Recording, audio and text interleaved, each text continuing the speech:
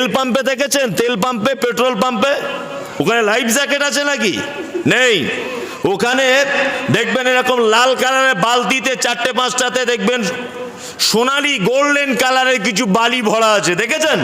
কারণ বালি আগুন নিভাতে সব থেকে বেশি তৎপর ব্যবস্থা নেয়, এই কারণে।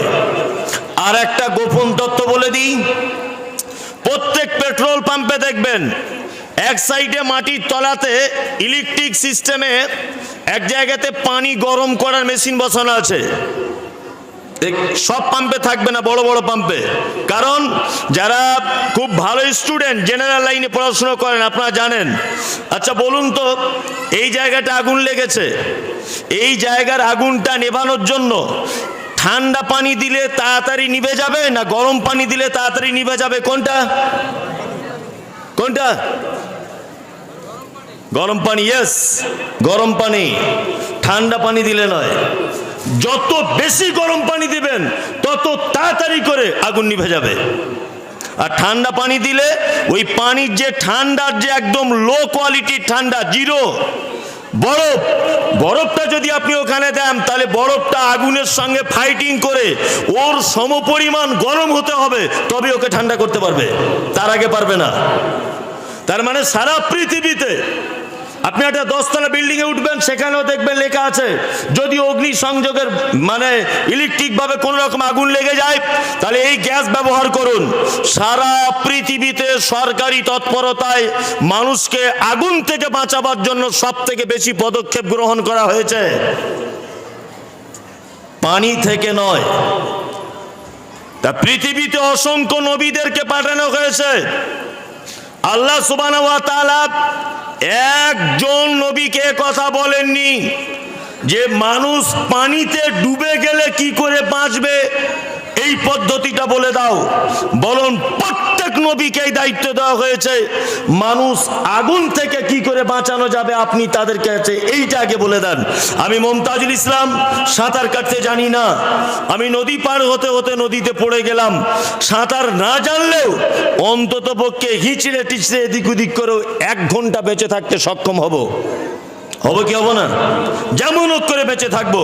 আপনি একজন বিশাল ক্ষমতাবান মানুষ, আপনাকে যদি 30 সেকেন্ডের জন্য একটা আগুনের ঘরের ভিতরে ঢুকিয়ে দেওয়া হয়, আপনি কোন পদ্ধতিতে কোন ক্ষমতার বিনিময়ে আপনি বাঁচতে পারবেন? পারবেন না। এই জন্য পৃথিবীতে যত নবী এসেছেন প্রত্যেক নবীদেরকে বলা হয়েছে এমন পদক্ষেপ গ্রহণ করতে বলা হয়েছে। আল্লাহ নবী সাল্লাল্লাহু আলাইহি ওয়াসাল্লাম বলেছেন ইত্তাকুন নার ওয়ালাউ বিশিক্কি তামারিন। শোনো, তোমরা জাহান্নাম থেকে কোন উপায় যদি না পাও বাঁচার, শেষ উপায় বলে দিলাম, তোমরা যে খাজুরটা খাও ওই খাজুরের আটিটাও আল্লাহর রাস্তায় দান করে দিয়ে হলেও তোমরা জাহান্নামের আগুন থেকে বাঁচো। এটা হাদিসে আছে না নেই? আছে। জাহান্নাম থেকে কোন রকম যদি বাঁচার রাস্তা না হয়, শেষ উপায়, শেষ পদক্ষেপ মুহাম্মদ সাল্লাল্লাহু আলাইহি ওয়াসাল্লাম বলেছেন খাজুর খাওয়ার পরে যে আঁটিটা অবশিষ্ট থাকে ওটা কাউকে দান করো, তার বিনিময়ে জাহান্নাম থেকে বাঁচো। তার মানে বুঝতে পারছেন জাহান্নাম কি জিনিস? হ্যাঁ, এইবার আপনাকে আমি মারাত্মক কোরআনের একটা কথা বলছি। আপনি আপনার পরিবারকে বাঁচাবেন কি পদ্ধতিতে সেটা কোরআন দিয়ে আমি বলে দিচ্ছি, বলে বক্তব্য শেষ করে দেব কোরআন দিয়ে। আচ্ছা, পবিত্র আল কোরআন তো দেখি একটা কোরআন, এ বাবু এই একটা কোরআন দেখি তো। এই দেখুন, আপনাকে একটা মজার জিনিস দেখাই, আপনি অবাক হয়ে যাবেন। আপনিও তো কোরআন পড়েন আর আমরাও পড়ি, হয়তো আমরা একটু ভালো করে পড়ি, আপনি একটু খারাপ করে পড়েন, এরকম হতে পারে। তবে কোরআন পড়লে অবশ্যই বুঝে পড়ার চেষ্টা করবেন। যদি না বুঝে পড়েন তাহলে 10 পয়সা কোনো দাম নেই, নেকি পাবেন, নেকি থেকে বঞ্চিত হবেন না, তবে স্বাদ পাবেন না। পবিত্র আল কোরআনের একটি সূরা আছে, সূরাটি বার করুন তো, সূরা লোকমান, নাম হচ্ছে সূরা লোকমান। কি নাম? লোকমান। একটা নতুন কথা আপনাকে বলে দিয়ে যাচ্ছি, খুব মন দিয়ে শুনে নেন। নতুন নয়, এটা পুরাতন, আপনি ভুলে গিয়েছিলেন। কোরআনে এমন কিছু মানুষের নাম বলা আছে যে সমস্ত মানুষেরা নবীও নন, রসুলও নন। তার মধ্যে একজন হচ্ছেন লোকমান, হযরতে লোকমান। ইনি 31 নম্বর সূরা, ইয়েস 31 নম্বর সূরা। হযরতে লোকমান ইনি নবীও ছিলেন না, রাসূলও ছিলেন না। এরকম অনেক কথা রয়েছে। আচ্ছা বলুন তো, হযরতে খিজির আমরা নাম শুনেছি? হযরতে খিজির শুনেছি, ইনি কিন্তু নবী ছিলেন না। হযরতে খিজির নবী ছিলেন না। উনি কি ছিলেন? উনি একজন জ্ঞানী মানুষ ছিলেন, সৎ মানুষ ছিলেন। আল্লাহ সুবহানাহু ওয়া তাআলার কাছে কোন জিনিসের মর্যাদা কোথায় পৌঁছে গেছে আপনি অবাক হয়ে যাবেন। এই লোকমান হাকিম সম্পর্কে আপনাকে জানানো একটু প্রয়োজন বোধ মনে করছি। ইনি নবী রাসূল কিছুই ছিলেন না, একজন সাধারণ মানুষ, তবে ইনি হাকিম ছিলেন। হাকিম মানে এটা ভাববেন না যে উনি মনে হয় আয়ুর্বেদিক চিকিৎসা করতেন, এটা যেন ভাববেন না যে হেকিমি চিকিৎসা করতেন। হাকিম মানে প্রজ্ঞাময়, অত্যাধিক জ্ঞানী, মারাত্মক জ্ঞানী ইনি। আল্লাহ এই লোকটার জ্ঞানকে এত পছন্দ করেছেন এবং এই লোকটার কিছু কথাকে এত পছন্দ করেছেন যে সারা পৃথিবীর একটি চূড়ান্ত কিতাব আল কোরআনের ভিতরে সে কথা লিপিবদ্ধ করে দিয়েছেন। লোকটার বাড়ি কোথায়? লোকটার বাড়ি যারা ইতিহাস পড়েন তারা জানেন। যদি বলছেন হাদিস কোরআন বলবেন না, ভাই আমি বেশি জানি না, তা বলবো কি? যেটা জানি ওটাই বলবো। দুর্ভিক্ষের মহাদেশ বলা হয় দক্ষিণ আফ্রিকাকে। দক্ষিণ আফ্রিকাকে বলা হয় দুর্ভিক্ষের মহাদেশ, মানে এখানকার মানুষ খুব অভাবী। তবে এখন এই শব্দটা আর হবে না, কারণ এখন তাদের আল্লাহ দিয়েছে, আর্থিক অবস্থা ভালো হয়ে গেছে। নাম্বার 2, এই দক্ষিণ আফ্রিকার একটি শহর আছে, শহরটার নাম হচ্ছে হাবাসা। কি বললাম? হাবাসা। এই হাবাসা শহর পুরাতন নাম, বর্তমানে এই শহরটার নাম হচ্ছে ইথিওপিয়া। জি, ইথিওপিয়া। এই ইথিওপিয়াতে জন্মগ্রহণ করেছিলেন, নাম তার লোকমান হাকিম। তবে ইথিওপিয়া একটা কিন্তু ঐতিহাসিক নাম। আপনারা জানেন যে হযরতে বিলাল রাদিয়াল্লাহু তাআলা আনহু কোন দেশের মানুষ ছিলেন? আমরা বলি হাবশি দেশের। আসলে হাবশি শব্দটা নয়, শব্দটা হাবাসা। কি বললাম বুঝলেন? হাবাসা শব্দের থেকে হাবশি বলা হচ্ছে। তা উনি হাবশির মানুষ ছিলেন। আর একটা কথা বলে রাখছি, এই দেশের মানুষের মাথার চুলগুলো দেখবেন পাখির বাসার মতো, আর ঠোঁটগুলো দেখবেন খুব মোটা, আর এরা হয় কালো, কুচকুচে কালো, দেখতে একদম খারাপ। এরা হয় সাইজে একটু বেঠে, মিডিয়াম সাইজের। তা লোকমান হাকিমের ব্যাপারে বলা হচ্ছে বেটে খাটো লোক ছিল, ঠোঁটগুলো খুব মোটা ছিল, আর দেখতে একদম খারাপ। আল্লাহ একে গ্রহণ করলো কি করে? লোকমান হাকিম ছোটতে ছাগল চড়ানো কাজ করতেন, বকরি চড়াতে খুব পছন্দ করতেন। লোকমান হাকিম তার বেটাকে কয়েকটা ব্যাপারে উপদেশ দিয়েছিলেন, ওনার বেটাকে।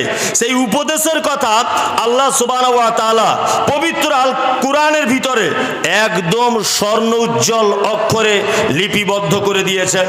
ওনার বেটাকে এক কথাতে ওনার পরিবারের বর্তমানে সব থেকে আপনি কাকে বেশি ভালোবাসেন? বেটা বেটিকে, তাই তো? ছেলে মেয়ে হয়ে গেলে মানুষ স্ত্রীর প্রতি ভালোবাসা একটু কমে যায় না? যায়। তা লোকমান হাকিম তার বেটাকে জাহান্নামের আগুন থেকে বাঁচানোর প্রথম পদক্ষেপ গ্রহণ করছেন। কি বলছেন কোরআন? এই দেখুন, কোরআনে একটু অসুবিধা হচ্ছে, মানে এটা হিফজ কোরআন তো, ওই জন্য আল্লাহ তাআলা বলছেন ওয়াইদ ক্বালা লুকমান লিইবনিহি। লোকমান আলাইহিস সালাম তার বেটাকে বলছেন ওয়া ইয়াইযুহু ইয়া বুনাইয়া লা তুশরিক বিল্লাহ ইন্নাশ শিরকা লাযুলমুন আযীম। হে আমার ছেলে, আল্লাহর সাথে কাউকে শরীক করে দিও না, নিশ্চয়ই শিরক এটা মারাত্মক বড় পাপ। তাহলে আপনার পরিবারকে সর্বপ্রথম জাহান্নামের আগুন থেকে বাঁচানোর প্রথম পদক্ষেপ কি নিতে হবে? শিরক মুক্ত করে দিতে হবে আপনার পরিবারকে। শিরক চলবে না, 1 নম্বরের পদক্ষেপ। শিরক কাকে বলে? শিরক, বেদাত, তৌহিদ এগুলো আমাদের জানার প্রয়োজন আছে না নেই? অবশ্যই আছে। ইসলামের মূল বিষয়টাই তো হচ্ছে তাওহীদ, মূল বিষয় তাওহীদ, শিরক, বিদআত, এগুলো অবশ্যই জেনে রাখা ভালো হবে। প্রথমে আপনাকে বলি শিরক কাকে বলে, খুব সহজ ভাষায় জেনে নেন। আল্লাহর যে ক্ষমতা আছে, এই ক্ষমতা পৃথিবীর অন্য কারো আছে, এইটা মনে করাই শিরক। বোঝাতে পেরেছি? আল্লাহর যে শক্তি আছে, সেই শক্তি পৃথিবীর অন্য কারো আছে, এটা মনে করা শিরক। রুজির মালিককে আল্লাহ। আপনি দোকান খুলছেন, ফার্স্ট কাস্টমার দোকানে আপনার লেগেছে, তা বলছে আব্দুল্লাহ ভাই এক কাজ করো তো 500 গ্রাম মুড়ি দাও, এখন টাকা নাই, টাকাটা বিকালবেলাতে দিয়ে দিব। আপনি হঠাৎ করে বললেন না বউনি হয়নি, এখন ধার দেওয়া যাবে না, এটাই শিরক। দোকান খুলেছেন, কাস্টমার এসে দাঁড়িয়ে আছে, তারপরেও আপনাকে বারবার বলছে যে আমাকে 5 টাকার এই জিনিসটা দেন। আপনি তখন বারবার বলছেন, কি বলছেন? দাঁড়া দোকানটা ঝাড়ু দিব, একটু ধূপ টুপ জ্বালাই, তবে দিতে হবে, আগে থেকে কাস্টমারকে মাল দেওয়া যাবে না। তাহলে ধূপ ও তো মাটি দিয়ে তৈরি হয়, কাঠের গুঁড়া দিয়ে তৈরি হয়, ও আপনার শুভ অশুভ, কল্যাণ অকল্যাণ কিছু করতে পারে? কিছু করতে পারে? কিচ্ছু করতে পারে না। তার মানে এই আকীদা যদি আপনার অন্তরে থাকে, অবশ্যই এটা শিরক। নাম্বার 2, 1 মিনিটের মধ্যে বেদাতটা জেনে নেন। বেদাত কাকে বলে? হযরত মুহাম্মদ সাল্লাল্লাহু আলাইহি ওয়াসাল্লাম নির্দেশ করেননি, উনি নিজে করেননি, সাহাবায়ে কেরামগণ করেননি, এক কথাতে ইসলাম নয়। অথচ নেকির উদ্দেশ্যে ইসলামের ভিতরে ঢুকিয়ে দিয়ে মানুষ যদি করে, তার নাম হচ্ছে বিদআত। কি বললাম বুঝলেন? 1। 2 নম্বর জেনে নেন, আবার আমাদের কিছু হুজুরেরা বেদাতের ভাগ করেছে, বলছে বেদাতে হাসানা, বেদাতে সাইয়্যা। বর্তমান কিছু হুজুরেরা বলছে বেদাতে হাসানা, বেদাতে সাইয়্যা, অর্থাৎ ভালো বেদাত, খারাপ বেদাত, এরকম ভাগ করেছে না? আপনারা এটা না বুঝতে পারলেও আলেমুলা আমরা বুঝতে পারছে। আরে পায়খানার আবার কোয়ালিটি হয়, যে এটা ধনী লোকের পায়খানা, ওরই ভাবে সেন্ট খুব, রিক্সা চালকের পায়খানা খুব গন্ধ, এরকম ব্যাপার হয়? হয় না। আল্লাহ নবী বলেছেন কুল্লু বিদআতিন যালালা ওয়া কুল্লু যালালাতিন ফিন্নার। সমস্ত বেদাতি হচ্ছে ভ্রষ্টতা, প্রত্যেক ভ্রষ্টতার জায়গা হচ্ছে ফি, মধ্যে, নার মানে আগুন, আগুনের মধ্যে। এবার আর একটা কথা বলে রাখছি, ইবাদতের জন্য যদি কিছু করা হয় সেটা বেদাত নয়, ইবাদতের মধ্যে যদি কিছু করা হয় সেটা হলো বেদাত। কি বললাম বুঝতে পারছেন না? ইবাদতের জন্যে, তার মানে এই যে মাইক, আজান হচ্ছে মসজিদে, হাইয়া আলাস সালাত, হাইয়া আলাল ফালাহ, একটা লোক হঠাৎ করে বেদাত বুঝতে গিয়ে বলে দিচ্ছে তাহলে মাইকও তো আগে ছিল না, এখন মাইকও বেদাত। এ গরু কোথাকারে! কারো কি এটা ধারণা আছে যে মাইক আজান দিলে 100টা নাকি আর মুখে আজান দিলে 20টা নাকি? এরকম ব্যাপার কারো আছে? নাই। তাহলে ইবাদতের জন্য এটা ব্যবহার করা হচ্ছে, এটা বেদাত নয়। বুঝাতে পেরেছি? ইবাদতের মধ্যে হলো বেদাত। এখন বেদাত যখনই বলতে যাচ্ছি তখনই বলে দিচ্ছে বাপ দাদু করে এসেছে সারা জীবন, তাহলে এটা ভুল আর তোমাদেরটা ঠিক, ভণ্ডামির জায়গা পাও না। বললাম ঠিক আছে, বাপ দাদু করে এসেছে, তাহলে খুব ভালোই করেছেন। আপনি তো এখানকার শিক্ষক, তাই তো? আপনি আমার কাছে আসুন তো, আপনাকে দিয়ে একটা কথা বলবো, আসুন, আপনাকে বোঝাচ্ছি। আচ্ছা সাহেব, আপনি যখন মক্তবে পড়তেন, আচ্ছা বলুন তো তখন নুরানি কায়দা বা কায়দা বগদাদিটা, এই আলিফ বে এইগুলো কেমন করে পড়ানো হতো? আলিফ বে করি, আলিফ বে তে সে এরকম ভাবে তো, এরকম ভাবে পড়ানো হতো কি হতো না? তাহলে ইনি বয়স্ক লোক, আপনি এটা পড়েছেন। আচ্ছা বলুন আপনি এখন কিভাবে পড়ান? আলিফ বা, আলিফ বা তাসা। তা হুজুর বাপ দাদু তো আলিফ বে তে সে পড়িয়ে এসেছে, কই ওইটা ধরে রেখে আলিফ বা তাসা কেন করলে? এইটার পরিবর্তন করলে কেন? এটা কিছু হুজুররা বলছেন সারা জীবন বাপ দাদু করে এসেছে আর আমি এটা করব না। এই পাগল কোথাকারে, আলিফ বে তে সে ওটা ভুল ছিল না, ওর থেকেও আলিফ বা তা সা এটা আরো উত্তম, ওই জন্য আপনি ওইটাকে ছেড়ে দিয়ে উত্তমটাকে গ্রহণ করেছেন, তাই তো? তার মানে এখানে বাপ দাদুর কথা টিকলো না। তা আপনার মা তো আগেকার দিনে চুলার কাঠে রান্না করতো, তো এখন আপনার স্ত্রী গ্যাসে রান্না করে কেন? আপনার মায়ের স্মৃতিটা হারালেন কেন? আপনার মায়ের স্মৃতিটা হারিয়ে দিলেন কেন?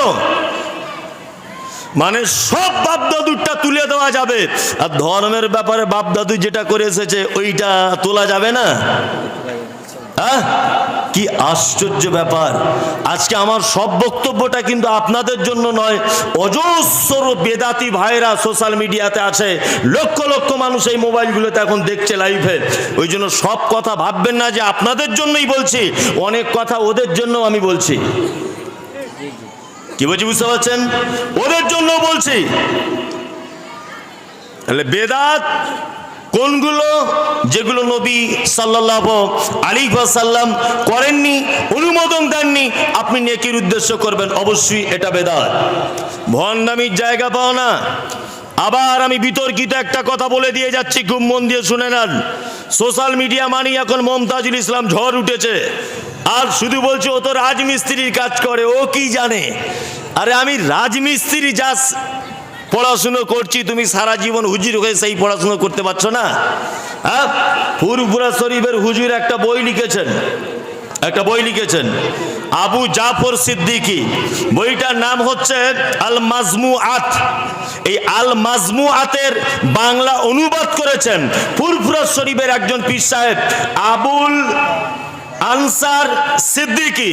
আবুল আনসার সিদ্দিকীর জামাই হচ্ছেন ডাক্তার খন্দকার জাহাঙ্গীর, বাংলাদেশে বাড়ি। ইন্নালিল্লাহ, উনি কিছুদিন আগে অ্যাক্সিডেন্টে সম্ভবত মারা গেছেন।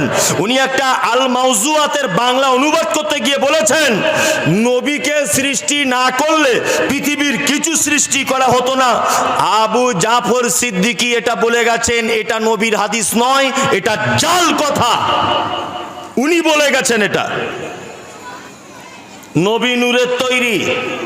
আবু জাফর সিদ্দিকী ফুরফুরা শরীফের পীর সাহেবের ছেলে আবু বক্কর সিদ্দিক রহমতুল্লাহ আলাইহির বেটা, উনি লিখেছেন যে নবীকে সৃষ্টি না করলে পৃথিবীর কিছু সৃষ্টি হতো না।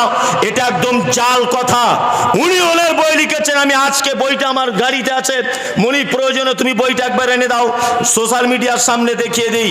ওই বইয়ে উনি নিজে লিখেছেন নবী নূরের তৈরি, এটা একেবারে জাল কথা। ওই বইয়ে তিনি নিজে লিখে দিয়েছেন যে 15ই শাবান অর্থাৎ শবে বরাতের রাত্রিতে 100 রেকাত নামাজ পড়তে হবে, প্রত্যেক রেকাতে 10 বার করে সূরা ইখলাস পাঠ করতে হবে। পৃথিবীর কোনো হাদিসে কথা লেখা নেই। হুজুর কই তুমি আজও পর্যন্ত ছাড়তে পারলে না এটা? হুজুর ছাড়তে পেরেছে? ওদেরই বইয়ে লেখা আছে, ওদেরই বইয়ে লেখা আছে। ওই আনিকুল, কই আনিকুল, বইটা একবার আনো তো, মানুষকে দেখাই সোশ্যাল মিডিয়াতে, এত ওরা বিশ্বাস করতে। আল মাউজুআত বইটা আনো তো, গাড়ি থেকে যাও তো, আল মাউজুআত বইটা আনো, ওদেরই লেখা বই। উনি বলেছেন আল্লাহর নবীর থেকে যেটা প্রমাণ নেই সেটা করা যাবে না, অথচ হুজুর সাহেব স্টেজে উঠেই সর্বপ্রথমই জোরে সোরে দরুদ শরীফ পড়েন, আল্লাহুম্মা সাল্লি আলা সাইয়্যিদিনা মাওলানা মুহাম্মদ ওয়া আলা আলিহি। এটা দুনিয়ার কোনো হাদিসে পাবেন না আপনি, এটা মানুষের তৈরি করা। কি বলছি বুঝতে পারছেন না? এটা মানুষের তৈরি করা। জি, নবী দিবস, এই দেখুন আপনাকে বোঝাই। বিরক্ত হচ্ছেন আপনি? আপনি বিরক্ত হবেন না, আমি আপনাকে কিছু জিনিস বোঝাই।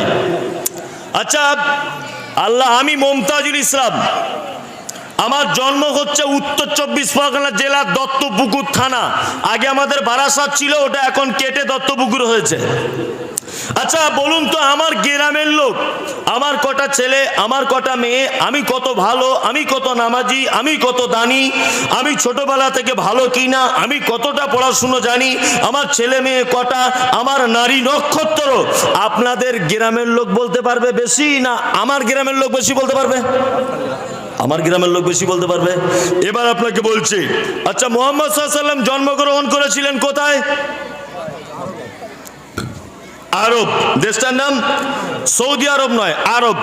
একজনে বলছেন সৌদি আরব, না, সৌদি আরব দেশটার নাম নয়, সৌদ ওদের বাদশার নাম, বাদশার নাম যোগ করে দিয়েছে, আসলে দেশটার নাম হচ্ছে আরব। আর আল্লাহ নবী যে জায়গায় জন্মগ্রহণ করেছে তার নাম মক্কা। তাহলে আরব দেশে মক্কা শহরে জন্মগ্রহণ করলেন। এবার আপনাকে বলি, মক্কার বেঈমানেরা অত্যাচার করেছিল আল্লাহ নবী সাল্লাল্লাহু আলাইহি ওয়াসাল্লামকে, ওই জন্য হযরতে আবু বকরকে নিয়ে চলে গেলেন কোথায়? মদিনাতে। কত বছর মদিনায় থাকলেন? 13 বছর, তাই তো? 13 বছর। আল্লাহ নবী সাল্লাল্লাহু আলাইহি ওয়াসাল্লাম মারা গেলেন, অর্থাৎ আল্লাহ নবী সাল্লাল্লাহু আলাইহি ওয়াসাল্লামের কবর কোথায় আছে? কোথায়? মদিনাতে। তাহলে এবার বলুন, যে লোকটার মক্কায় জন্ম, যে দেশে, মদিনা সেই দেশেরই একটা শহর, এই দুটো একই দেশের শহর, সেই দেশের লোক জানলো না, সে দেশের লোকটাকে ভালোবাসতে পারলো না, সে দেশের লোক 12 রবিউল আউয়ালে বিশাল মিলাদ কিয়াম করলো না, সে দেশের লোক লাইটিং করে 12 রবিউল আউয়াল মানালো না, সে দেশের লোক হযরত মুহাম্মদ সাল্লাল্লাহু আলাইহি ওয়াসাল্লামের জন্ম মৃত্যু বার্ষিকী পালন করলো না। আরে জিলাপি হুজুর বলছে যে নবীর ব্যাপারে 12 রবিউল আউয়ালে মিলাদ করতে হবে, এটা কোরআনে লেখা আছে।